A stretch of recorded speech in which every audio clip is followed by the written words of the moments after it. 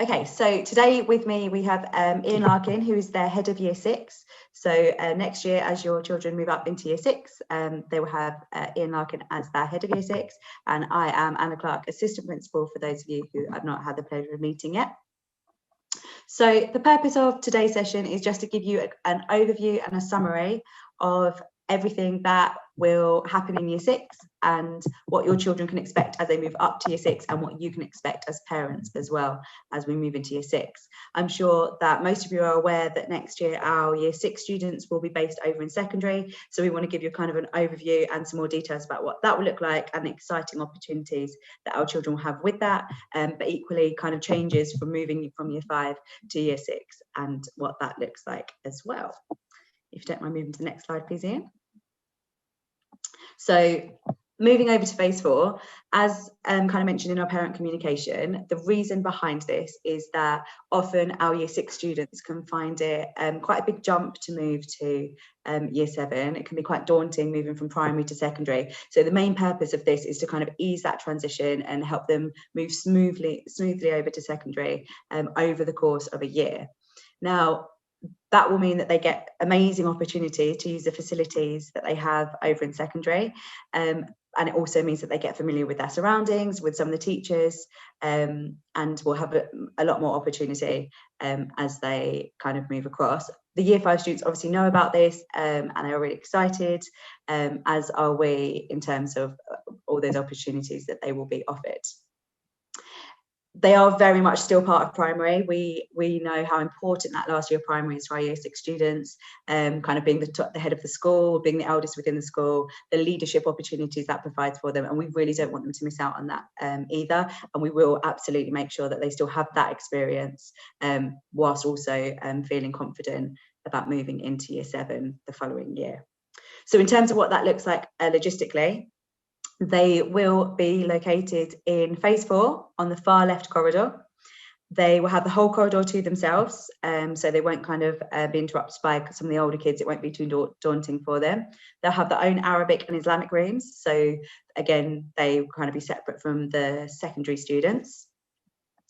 They will also have their own outdoor space for break and lunch times. Again, it'll be amazing for them to be in those facilities and get used to those spaces, but kind of within the comfort of still being just as part of year 6 with their year 6 teachers. Again, it won't be too daunting for them. Equally, there will be times where they come over and still use primary break time and lunchtime spaces too, so they don't miss out on that as well. Their specialist lessons will stay exactly as they are in primary, as if they were still over here in the primary building, but they will sometimes be using secondary facilities, and sometimes they'll use the primary facilities. Again, it's about easing them in smoothly and really making sure that we kind of cater to their needs. As the year progresses and as we go on and the students feel more comfortable and confident around secondary, we'll start to use some more of the facilities. We're already over there using science labs anyway this year, so next year they'll be used to using those, and gradually we'll start introducing more like the art labs, performing arts areas, PE areas and things, again giving them far more opportunities than they did have beforehand. Obviously, our students have an amazing relationship with our primary heads of house, and they will still very much be part of their year 6 life. Heads of house will be over there with them as well. We'll make sure we spend time coming back over to primary to spend time with the heads of houses, and they'll be on hand to support every step of the way as well. It will mean that they can gradually get to know heads of houses from secondary too, and they really do form kind of those relationships with both sides of the school. Equally, from next year as well, along the same in the same building, along the second side of the corridor, year 7 will be based there too. So they'll have a lot of familiar faces. It won't be too different from them being kind of over in primary with the year 6 students now. Equally, when they then move to year 7 and the next year's year 6s come up, they'll know those students too. So it really does create those bonds and kind of bridge that gap between primary and secondary that we've had previously. Just in terms of the transition process, ensuring that our year 5 students now feel confident about moving over to phase 4. We've got loads of different transition events going on at the moment that have already happened and that will be happening over the next few weeks. Some of those are a treasure hunt in secondary on the 20th of June. They'll have some time to go over there, explore the area and kind of find out about the facilities that we've got over there. We have some wellbeing lessons being planned by our Year 6 teachers to help them kind of deal with the emotions and their feelings around, or anxieties around, moving over to the secondary building. We've already started our secondary science lab training, so our teachers have been going over there, and over the next few weeks your children will be spending some more time over in secondary science labs, again just familiarising them with their surroundings and with those facilities that we've got.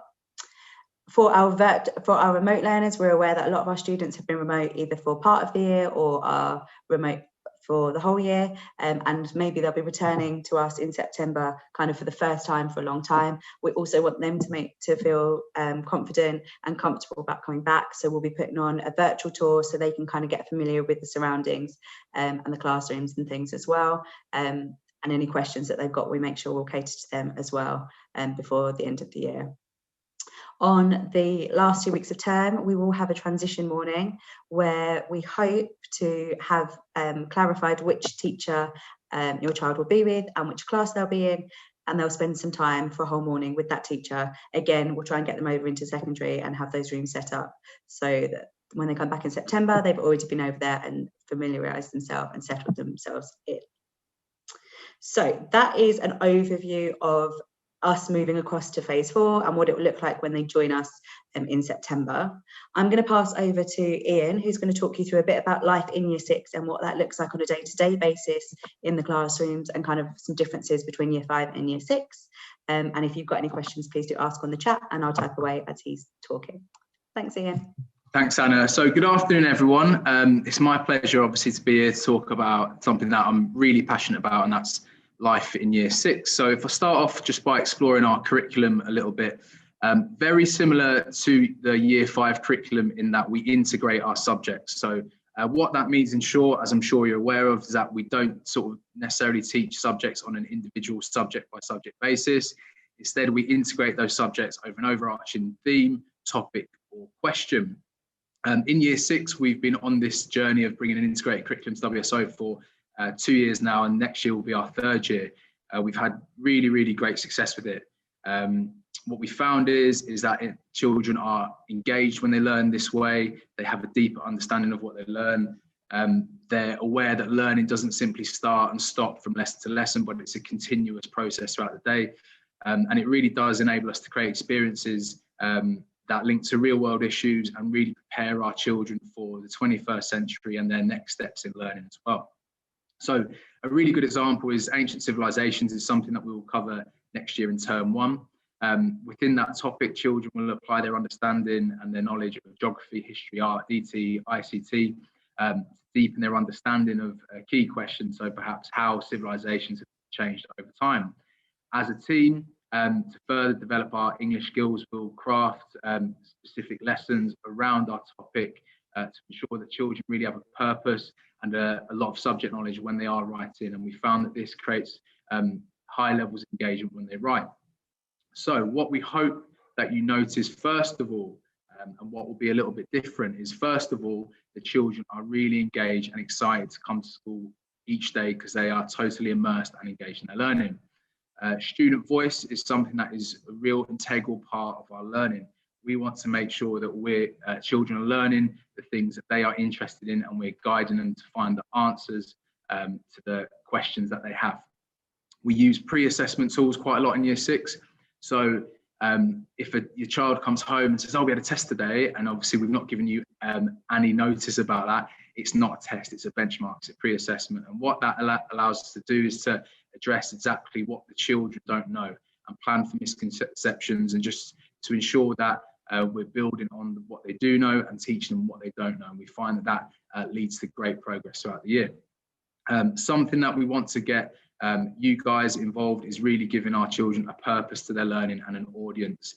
Every topic that we do has a project outcome, and obviously COVID restrictions pending, it would be great to be able to get you guys involved with that, whether it's online or in school, to come in and look at the children's learning on a regular basis. And something obviously that I missed out at the top was that traditionally a topic would probably run termly or half-termly. In Year 6, we change topics more frequently. So depending on what the topic is, it might last a week, it might last 2 weeks, 3 weeks, 4 weeks, maybe even half term, depending on what we think the children are getting out of it and what they need to know.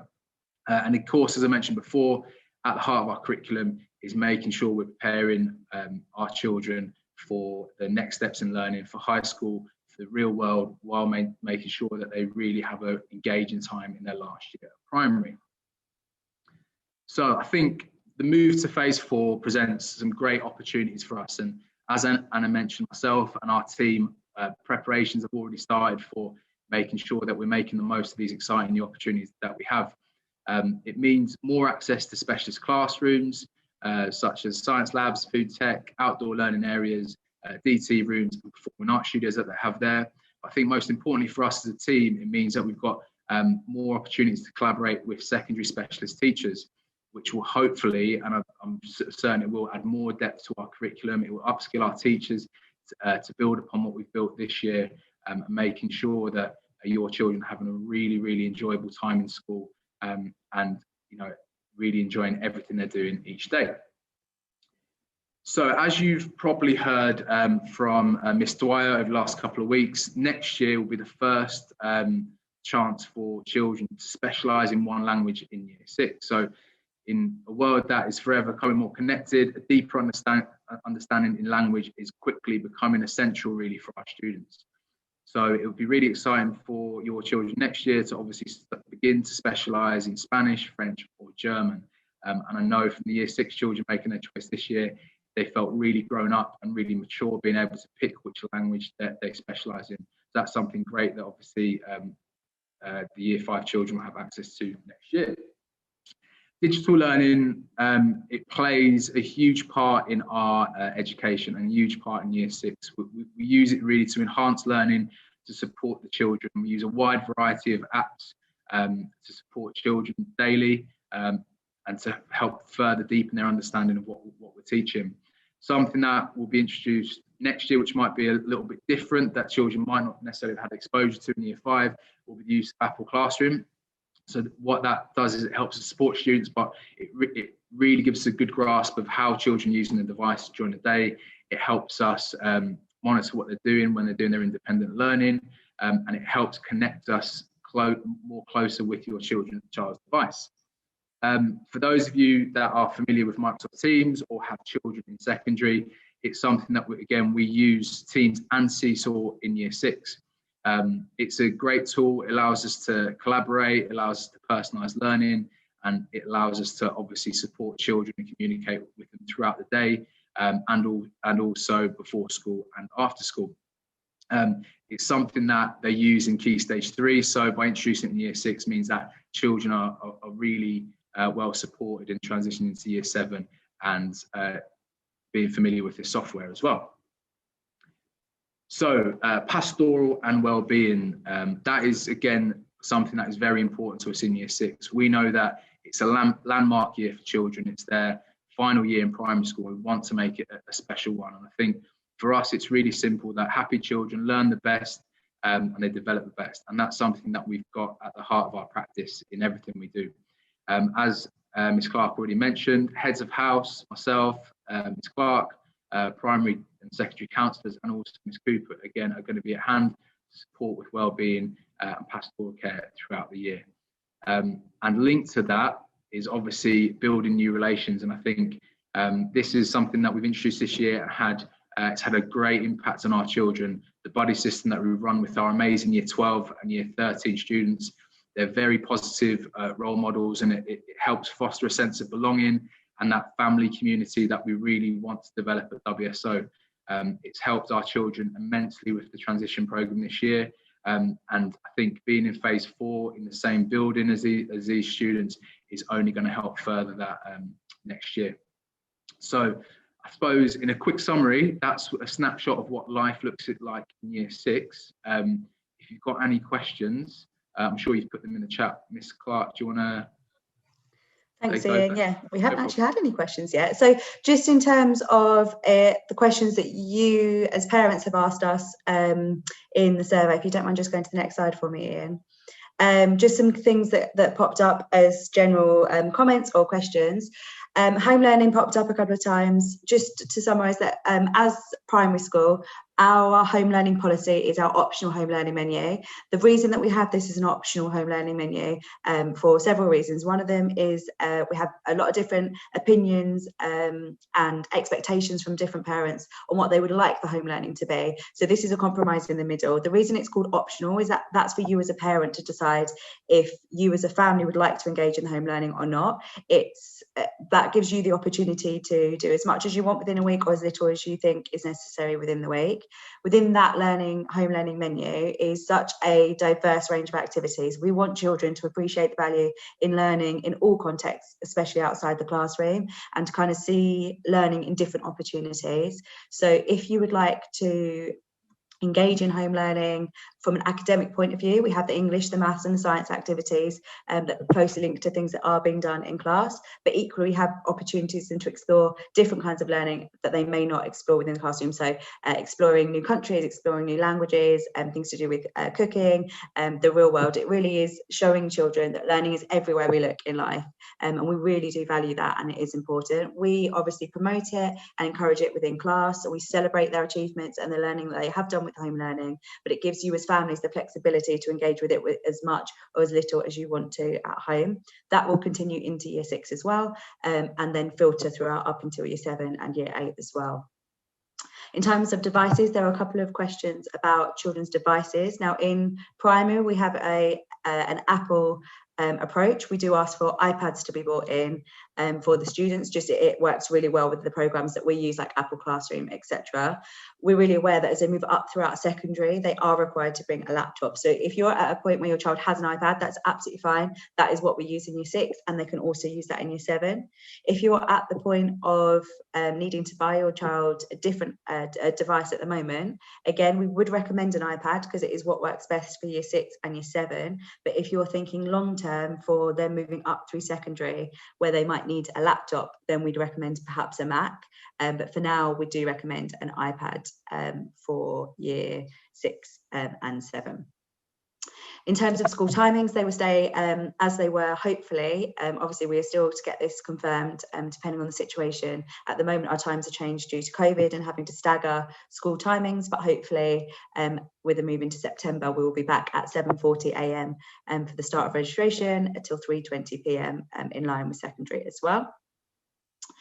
Somebody asked about sports opportunities. Again, we're really limited at the moment as to what we were able to provide, but hopefully come September we'll have a bit more normality back, and our Sports Development Academy will run up again for our elite athletes. We'll have before and after activities and clubs for the students to take part in as well, in addition to their PE lessons throughout the day. And our specialist subjects will stay exactly the same as they have been in year 5. They'll have 2 performing arts lessons, 2 PE lessons, 1 MFL lesson, 4 Arabic, and if a student takes Islamic, they will also have 2 Islamic lessons as well. So that's all the information that we have for you. I can see some questions have popped up in the chat, so I'll just start replying to some of them on there. If all of your questions have been answered, please feel free to drop off the call at any point, and I will continue to answer some of these questions, as I'm sure Ian will help me with them as well. But thank you so much for your time this afternoon. If you've got any questions personal to you or outside of this chat, please feel free to email myself or Ian. Our email addresses are on that first slide, and we will send these slides out and a video of this recording as well. Thank you all so much for your time. I'll answer your questions, but feel free to leave when you need to. Thank you.